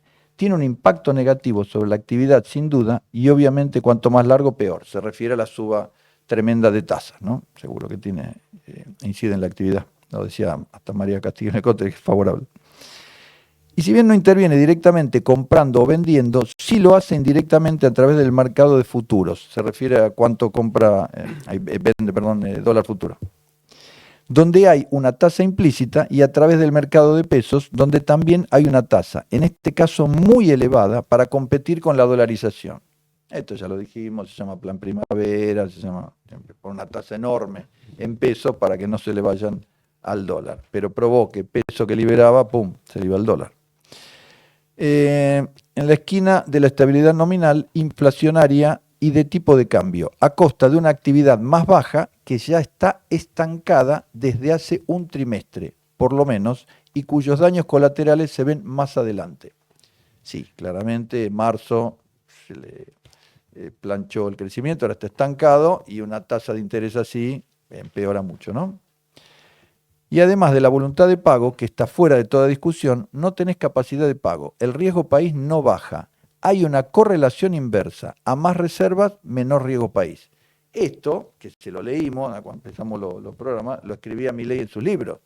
Un banco central pletórico de reservas, le es mucho más fácil bajar la inflación, baja el riesgo país, se puede tomar crédito internacional. Acá él dice, la voluntad de pago está fuera de toda discusión. Siempre quieren pagar, pero como no tienen un centavo en el Banco Central.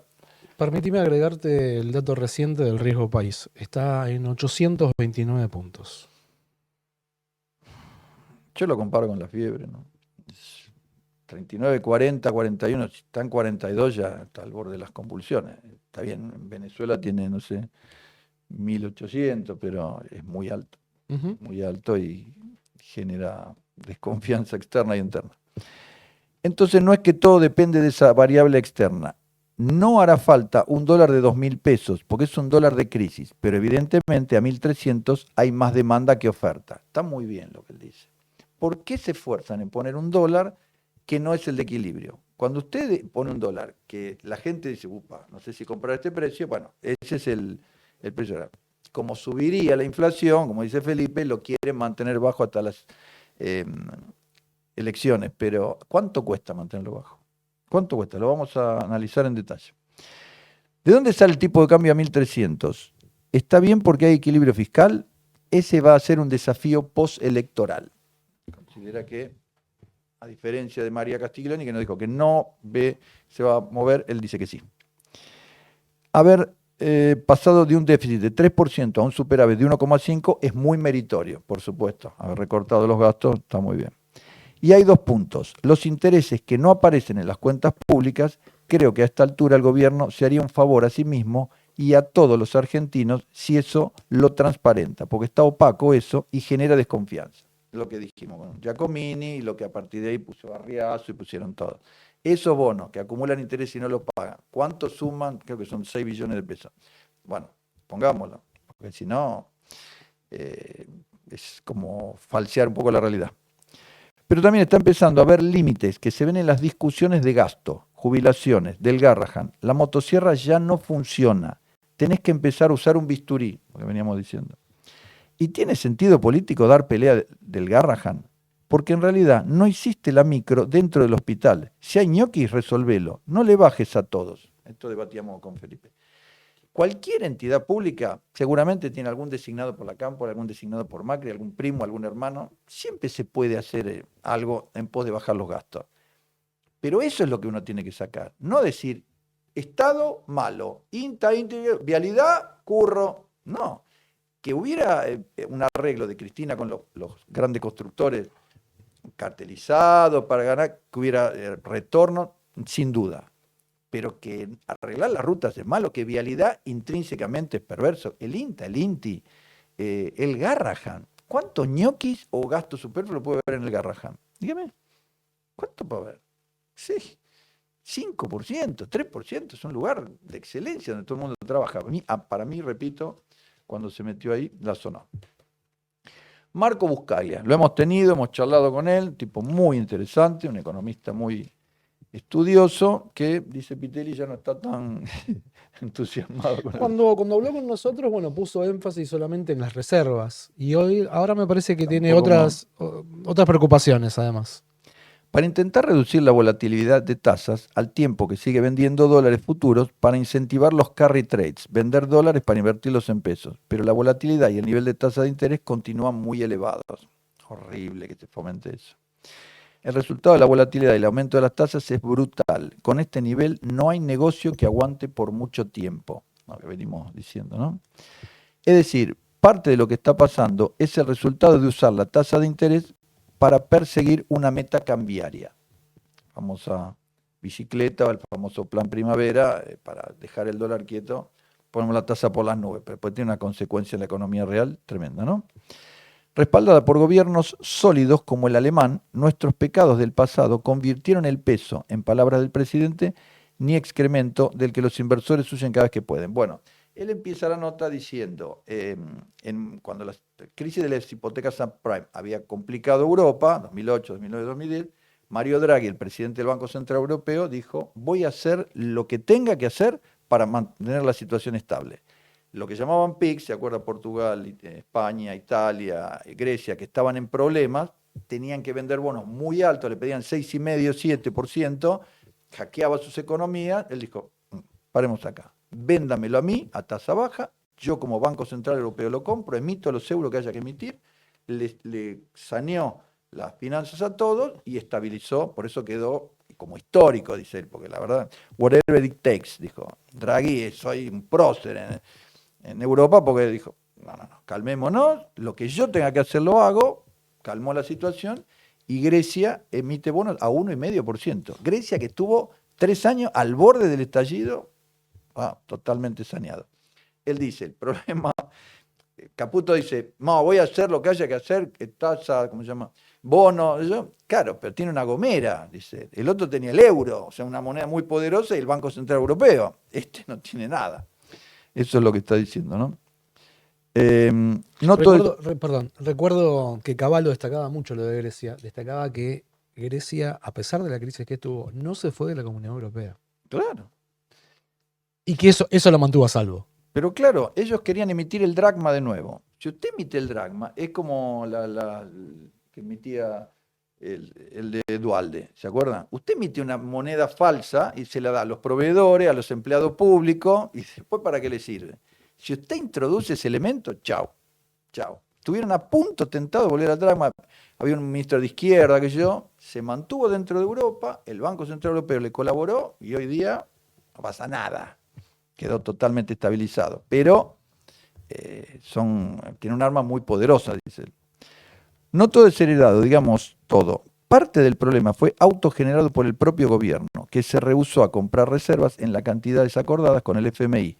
Podría haber tenido así al menos un rifle de aire comprimido a mano para controlar la volatilidad del mercado. ¿Se acuerdan? Para que baje a 900, a 600, 700, no compraba nada cuando estaba barato. Cuando tuvo que comprar 1.500 millones, porque a él se le subió todo, y redrado, todo le dicen, ¿por qué no compró cuando estaba barato? Compró ahora que está caro. Y dice, por lo menos de gomera pasaría a rifle de aire comprimido.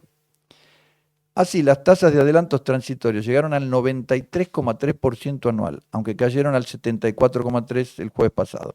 Con este nivel de tasas no hay negocio que funcione. Una pyme que tiene que descontar un cheque a 90 días pierde toda su rentabilidad, si es que tenía alguna. La cadena de pagos se está cortando y las tasas de morosidad en créditos y cheques están subiendo fuertemente. Esta es la consecuencia de poner, igual Caputo dijo, sí, bueno, sabemos que esto afecta, pero es una locura. Sí, Buscaglia no subestima que son 2 meses nada más. No, es tremendo. Primero porque de continuar mucho más destruiría el sistema productivo argentino. No hay empresa que aguante este nivel de tasas por mucho tiempo, ni que hablar que, de persistir estas tasas, se crearía una bola de deuda gubernamental impagable en pesos. ¿Se acuerda que dijimos? Esto tiene dos problemas. Afecta el crédito de las empresas, que sé yo, y la deuda enorme, que ahora después la voy a detallar, que le genera para pagar. Lo más preocupante es que este parate de actividad está empezando a tener un impacto importante en el sentimiento. El índice de confianza del consumidor que mide la Universidad de Tela disminuyó 14% mensual en agosto, con una caída de 21,48% en Cava y 15,86% en el Gran Buenos Aires. La confianza del consumidor cayó mucho más en los hogares de menores ingresos. Las próximas encuestas seguramente registran una caída importante de la popularidad presidencial. Está enojado. Está enojado. Antes estaba favorable, ahora esto la verdad que no le gustó lo de las tasas. Sí, lo teníamos como tema. La confianza del consumidor cayó muchísimo. Y eso que están hablando de julio. Ni te cuento cuando la midan en agosto. Bueno, de paso, Juan Carlos de Pablo, que tiene una columna los domingos en La Nación, la titula El soterramiento del Sarmiento, una costosísima idiotez. Es lo que hablabas la semana pasada. Vos. Tema que hablamos la semana pasada. El hecho es que luego de 17 años de trabajos y hundir 420 millones de dólares, se decidió discontinuar el proyecto. Lo que dijimos, lo mismo que el avioncito sanitario, esto la verdad que fue un gravísimo error. Un gravísimo error. Turismo blanco, una excepción fiscal anticipa otro boom de compras en Chile. Esto lo dijiste vos, que van a países limítrofes y se compran un heladero, un lavarropa. Esto para mí es una locura. Algunos no lo ven grave, le parece, bueno, una decisión del consumidor, pero bueno, repitamos rapidito, si usted tiene un dólar bajo y le reduce los aranceles, y viene la importación, hace que los países externos sean baratos y el suyo caro, está desnivelando la cancha, le está haciendo competir muy complicado al productor argentino. Entonces, ¿qué hace? Echa gente, elude, no sé. Una nota muy desagradable en La Nación. Haber trabajado toda la vida no alcanza. Cada vez más jubilados tienen empleos informales para subsistir. La verdad que es un tema muy doloroso, a mí me cuesta leerlo. Dice que algunos ancianos toman cursos para aprender algún oficio o algo moderno porque no le alcanza la jubilación ni para comer. Esto es un espanto, pero es una realidad. Están muy, muy bajos las jubilaciones. Y Ismael Bermúdez dice, quienes cobran los saberes mínimos cada mes pierden contra la inflación. Entre fines de 2023 y marzo de este año acumula una caída de casi 10% que suma los recortes de los gobiernos anteriores. Y pérdida de poder adquisitivo cerca de 40% han tenido. Es tremendo. Sí, Vamos a la- sí. perdón, te sumo un dato también que tiene que ver con la preocupación para poder subsistir, que crecieron la mora en las tarjetas de crédito, los créditos personales, pasó del 2,7 al 5%. Esto pasó en junio, hubo Si este ustedes se salto. acuerdan que decía, bueno, al señor de triple apellido no, pero la señora común de La Rioja, la habíamos leído la semana pasada, que sí, que iba a subir con estas tasas, mamita querida, Sí, sí, sí. seguro. Sí, te agrego que la morosidad en crédito lleva 6 meses consecutivos en alza, alcanzando en junio el nivel más alto desde el 2010.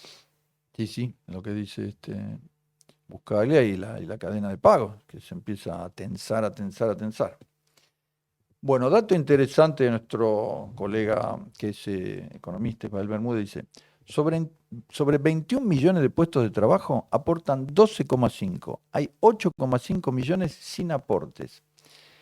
Con relación a la derogación de la moratoria, del análisis realizado surge que 50% de los varones y el 69% de las mujeres en edad jubilatoria no podrá acceder a un beneficio contributivo. Muy bueno lo que decía López Murphy, lo que decía también María Castiglioni, creo que hay que aumentar la edad jubilatoria, aunque duela, lo hizo Angela Merkel, lo hicieron Noruega, muchos países, porque los 60 de hoy no son los 60 de hace 80 años. Pero bueno, esto que es la economía informal. Como la mitad de la economía es en negro en Argentina, hay gente que trabaja toda la vida sin aportar y cuando llega viejo dice, ¿y qué hacemos? Cristina o el sistema les venden cuotas, una jubilación, pero como no aportaron nada, hay que subdividir la torta en porciones más chiquitas entre el que aportó toda la vida y el que no aportó nada. Esto es injusto, pero también se le da PAMI, entonces el PAMI tiene cuántos millones de personas, el PAMI tiene más gente que el Uruguay. El que maneja el PAMI, maneja más gente que el presidente de Uruguay, no le quepa duda. Es complicado. Bueno, después volvemos a esto, porque los 21 millones, 12 y medio, bueno, también están los empleados estatales, los monotributistas, todo eso, pero 8 millones y medio sin aportes, todos los años tiene la fila de gente que llega a la edad y no tiene los aportes. Es un drama que la única forma de terminarlo es eliminar impuestos, reducir y eliminar impuestos. Cuando se haga la contribución normal y que todo el mundo pague, se terminó, pero complicado de hacer y a partir de ahí serían 30, 40 años. Bueno, el rojo de las familias con los bancos es el más alto en 15 años, lo que decía Pitelli. Los números de la economía real, este es Matías Bonelli, por ahí es el hijo de Marcelo. Son cada vez más crudos, a la constante pérdida del poder adquisitivo, el consumo que se mueve de forma despareja y una tasa de desempleo que viene mostrando una evolución negativa, ahora se suma otra variable preocupante. La morosidad en el pago de créditos ya suma 6 meses de crecimiento constante. La familia fue 2,75, bueno, lo que decía Pitelli, complicado. Según la Universidad de Itela, la confianza del consumidor se desplomó 14%. Y eso es julio, imagínense. Repito, cuando la hagan en agosto, con todo estos líos que tenemos. La semana pasada dijiste que los días en Argentina son de 24, si no de 48. Creo que terminándote de escuchar van a ser 72 horas. Cerca del 7 de septiembre van a ser 62 horas. Porque se tiene que poner el encaje 53 y medio. El dinero disponible. Está muy bueno lo que dijo María, que nos preguntaban del corralito. No, es imposible. El corralito se puso porque no había dólares, pero no, eso es imposible, pero que aprieta, que ahoga la actividad económica, es tremendo. El ingreso disponible en el hogar es 7% menor que antes de la devaluación de 2023. Esto es porque crecen mucho los costos fijos. Entonces el dinero disponible cada vez se va costando. Agua, luz, gas, teléfono, prepaga, mucho más que pagar, entonces el dinero disponible es poco. Que está por encima de la inflación, mientras que los salarios están por debajo de la Claro. inflación. Claro. No deja subir nada, se retrasan, muy complicado.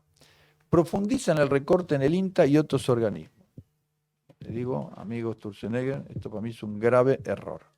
Que usted revise si todo está en orden, si hay ñoqui, eso me parece bien. Que ataque entidades que toda la vida han sido eficientes, serias y comprometidas, me parece que es un grave error. Una buena noticia, siempre hay buenas noticias. Aerolíneas Argentinas tuvo ganancia por primera vez desde la estatización. Muy bien, 271.000 millones de pesos. Bueno, ahí hubo bisturí. No, sí. Ahí no hubo motosierra, hubo bisturí, hubo eficiencia del gasto. Ya esta chica, la de Macri, ¿cómo se llamaba? Isabela, no me acuerdo qué. Isabela Constantini. Ella había hecho, parece un buen trabajo. Ahora, bueno, hicieron el bisturí. Obviamente está hablando de ganancias operativas, es decir, antes de pago de deuda. Pagué la deuda, seguramente no tiene ganancia, una empresa muy endeudada, pero antes no tenía ganancias operativas, así que me parece que está muy bien. Bueno, Guillermo Oliveto es asesor de empresas, escribe de vez en cuando algo parecido a lo que leíamos recién. El empleo privado formal registrado sigue estancado por debajo de los 6,4 millones de personas. Oscila entre 6 millones y 6,4 millones desde por lo menos 2012. ¿Se acuerdan que María, con todo lo pro que es, dijo en 2011 que no crece en forma real la economía? Rebota, baja, sube, como ahora que tenemos un rebote el año pasado. Pero Que en términos reales debe ser caer, porque si crece la población debe ser caer. Claro, ingreso per cápita cae. Hoy son 6.240.000 empleados, según los datos del último informe oficial CIPA.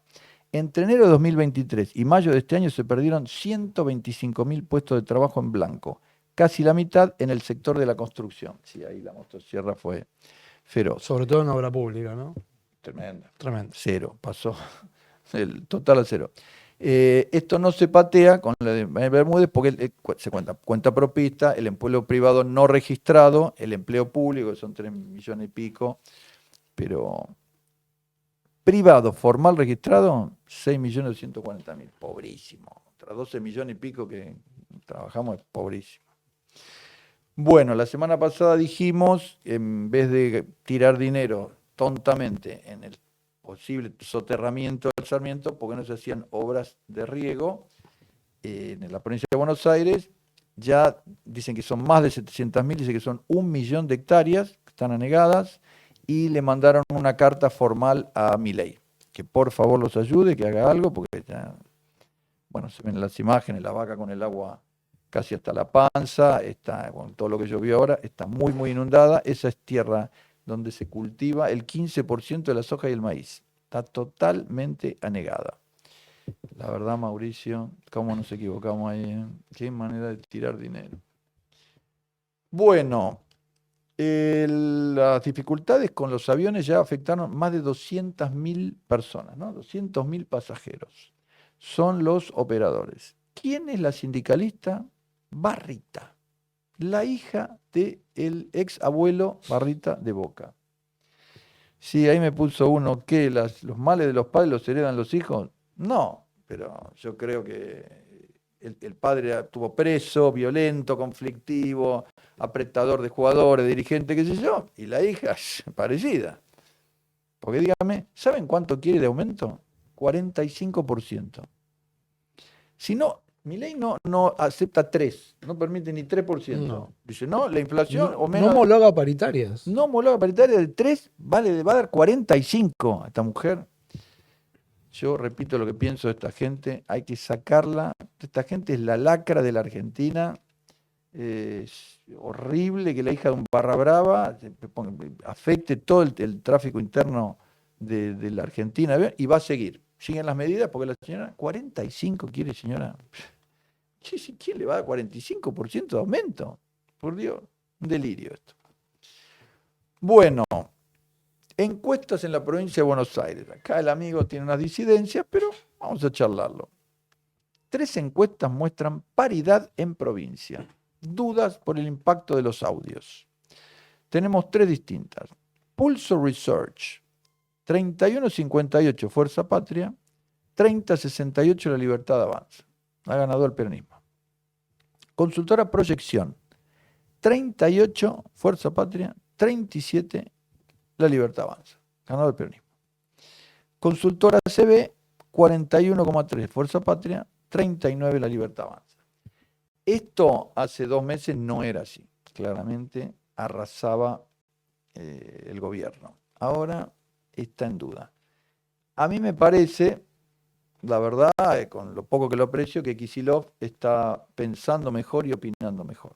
Tiene el clavo de YPF, que por suerte la audiencia pasó para fines de agosto, de octubre. Y tiene el clavo de Máximo Kirchner, que lo sigue criticando mientras está la campaña. Yo me hice un clavo en el zapato de cualquiera, menos de Cristina, que lo ama, pero la piloteó bastante bien. Dejó que se arme la lista como sea, ahora defiende las listas. Yo lo dije el otro día, lo repito, este chico hace 6 años que maneja la provincia más grande de la Argentina, antes fue ministro de Economía, se equivocó de joven seguramente, pero dos cosas me parecen excelentes. Identificó los barras de Independiente y le dieron exclusión de la cancha de por vida. Usted no sabe lo que le duele a un barra que lo saquen de la cancha. No se da ni idea. Primero, porque no ve más al equipo, el que ama, es hincha, qué sé yo. Y segundo, porque no puede manejar los negocios. Cuando usted lo saca de la cancha, mortal. Y dijo, y lo repitió, lo dijo claramente, el responsable de esto es Conmebol. Conmebol le da el protocolo de seguridad por escrito y usted tiene que hacer lo que dice Conmebol. Así que no se hagan los tontos ahora con, porque también era parte de la policía de la provincia de Buenos Aires, parte independiente de la seguridad privada, etcétera. Pero el responsable, 80%, es Conmebol. Y dijo respecto al discapacitados gate, si las escuchas son falsas, ¿por qué echaron a los funcionarios? Muy bien lo que dice. Alguno amagó de decir, vieron que dijeron que se lo había presentado este abogado Victoria Villarroel, mentira, lo presentó Expert, sobre quien hay unos rumores que no voy a reproducir, que eran falsos, trataban de decir, después, bueno, fue este chico Menem, presionó y dijo, no, yo pongo las manos en el fuego, los Menem, qué sé yo, pero el primo de los Menem dijo, están en todos los casos de corrupción. Y López Murphy, muy enojado, que le dijo, usted no sabe quiénes son los Menem, sus tíos, su abuelo, qué sé yo. El gobierno de Menem fue muy corrupto, tuvo tremendos casos de corrupción. Si estos que se compró Karina creyendo que, porque es linda y simpática, que le iban a ayudar en todo, están con una estructura de corrupción metida en todo. Tremendo. López Murphy estaba enojado, yo lo vi. Dijo, esto tiene que ser transparente. Vayan con los teléfonos, digan el código, vayan con la computadora, preséntense, porque si hay corrupción ahí, el daño institucional es tremendo. Una aclaración para tus seguidores. Queda bien claro que vos apoyás en algunas cosas que piensa Kicillof en cuanto a la Conmebol o en algunos puntos que acierta en la crítica al gobierno, pero no conseguís en nada en su política económica. No, yo voto a López Murphy, a María Eugenia Talerico, yo estoy pero con el liberalismo real. Esto que hace Milei no es liberalismo. Se puede llamar a los supermercados, subir la tasa de interés, vender dólares. Ahora vamos a ver los dólares que vende ya sideral. Yo estoy con liberalismo republicano, instituciones, seriedad, nada de insulto, nada de delirio. Bueno, sí, 13,5 billones de pesos, la tasa se le va por las nubes. Riesgo paisa se le fue. Otra positiva. Inversión de 530 millones de dólares en parques eólicos y solares. Muy bien. Es en la Patagonia, es la familia Bember, asociada a Escazán y otros grupos. Sí, para diversificar la matriz energética argentina, es positivo. De manera sana. Todo lo que sea eólico, así, es solar, sano, no consume nada, no genera combustible a la atmósfera, la verdad que está muy bien. No sobran vientos en la Patagonia. Los vientos que hay, mamita mía, tremenda la Patagonia. Bueno, fíjense algo que anuncié que iba a hablar de lo que dijo María Castiglione Cotter. El think tank CIPEC recordó algunos datos del sistema de jubilaciones, dice, ¿no? El gasto en jubilaciones y pensiones representa 9,4% del PBI, comparable al de países con el doble de población mayor. ¿Cómo puede ser? Tenemos el mismo nivel de gasto que países con el doble de población mayor. Y dice, existen más de 200 regímenes de excepción que concentran más de la mitad del gasto. Todo tiene un régimen de excepción, este cobra por qué sé yo, el otro cobra por no sé qué. No puede ser eso, no puede ser. Eso hay que detallarlo muy bien. No puede ser que un tipo lo nombre en una semana, tiene 35 años, se va o renuncia y tiene la jubilación de por vida el resto de la vida, hasta los 90 años. Una locura, se lo hereda la esposa. No, los regímenes de excepción son fatales y el gasto en jubilaciones es enorme. Eso es de lo que más debería controlar. Bueno, ¿qué más tenemos? Dipache en Río Negro, ¿lo tenés por ahí? Ahí lo busco. Damián Dipache es experto en consumo, un chico muy simpático que siempre lo verán en televisión, habló en Río Negro y también dijo esto de que con estas tasas de interés una pyme es imposible, que cualquier descubierto son 90%, que no hay negocio. Sí, no, lo que dijo lo que vos acabas de decir, ¿no? Que se hace inviable para las pymes con estas tasas. Y lo que muchos se preguntan, dice él, si esto es transitorio o permanente, hay dos respuestas para eso. Es transitorio si hay una mirada por parte del mercado respecto de las las potenciales reformas futuras que necesita Argentina. Y se empieza a complicar si efectivamente no se da. Es decir, la economía argentina es un juego de carambolas. La economía y la política, ¿no? Es un juego de carambolas, en donde se tiene que dar que estas tasas sean provisorias, que el gobierno gane las elecciones, que después de las elecciones Está muy bien, promuevan una ley de está muy reforma bien, laboral, reforma provisional. está muy bien. Es complicado. Depende de, ¿no? ¿Qué sé yo? Es Sí, complicado. sí, siempre decimos lo mismo. Si de esto después vienen reformas que todos queremos, lo dijo Castiglione, está bien, pero igual me parece que el sacrificio es enorme, vi las distorsiones que provoca, es enorme, tasas siderales, yo la verdad no lo veo. ¿Qué más dijo Kicillof? Perdieron centralidad, se rompió el contrato con la sociedad por honestidad. Si los audios son falsos, ¿por qué echan a los funcionarios? Es verdad. Lo vino al diputado de Alessandro, muy interesante, rompió, ahora estaba la otra rubiecita por todos lados. Él dijo que Españolo le dijo que iba a hablar y que le contaba todo esto que estaba pasando en la estructura y que lo va a repetir delante de un juez, que estaba él y otros diputados, que hace rato que viene hablando de esto. Evidentemente se quedó tratando de resolver la situación. ¿Por qué saltó ahora? Bueno, puede ser electoral, pero que el asunto es grave, creo que es gravísimo, y si de verdad hay una estructura corrupta ahí, mamita mía. Bueno, eh, le digo mis conclusiones generales. La situación económica está un poco descompuesta, se le fueron todas las variables, el Congreso le perdió respeto a Milei, le votaron 7 leyes en contra, le van a seguir votando, van a interpelar al ministro Francos, López Murphy y Talerico muy enojados, son gente que están siempre en favor del liberalismo, de la austeridad, de los recortes, pero con honestidad. No hay honestidad, hay gente que recauda acá personalmente, no, eso es imposible, tiene que haber total transparencia, menos temas como discapacidad, tema muy delicado. Le voy a explicar otro tema que dije que le iba a explicar. Por estas tasas de interés siderales se supone que van a pagar 1,3 billones de pesos de intereses, ¿no? Y en agosto, por la diferencia, como el dólar subió 14% y ellos venden miles de millones de dólares, tuvieron que pagar 500.000 millones de pesos. Vamos a sumarlo, son casi 2 billones de pesos. Hacen recortes de gasto en el Garrahan para ahorrar ¿cuánto? Dígame, Sturzenegger. Y queman 2 billones de pesos. Otros dicen que cuando termine este bono en noviembre va a ser 2,6 billones de pesos, el doble del 1,3. Sumémosle lo que va a pagar por dólar futuro. 3, 4 billones de pesos tirado, porque eso es quemar la plata. Y primero que le afecta el superávit fiscal. Segundo, que usted le va al Garrahan a decir que hay ñoqui, que tiran la plata. ¿Cuánto pueden tirar en un hospital? Comparado con billones de pesos que está quemando. ¿Por qué? Porque ponen las tasas siderales para mantener un dólar artificialmente bajo y vendiendo miles de millones. Ahora voy a buscar la cifra, pero lo que se está vendiendo de dólar es sideral. Están vendiendo miles de millones de dólares. Miles de millones. ¿Para qué? Para decirle, bueno, ¿no ves que después va a valer esto? No lo compres ahora. No fue así porque subió, pero eso es plata quemada. Eso es plata quemada. Están quemando el dinero en función de mantener un esquema económico-financiero que es irreal a todas luces.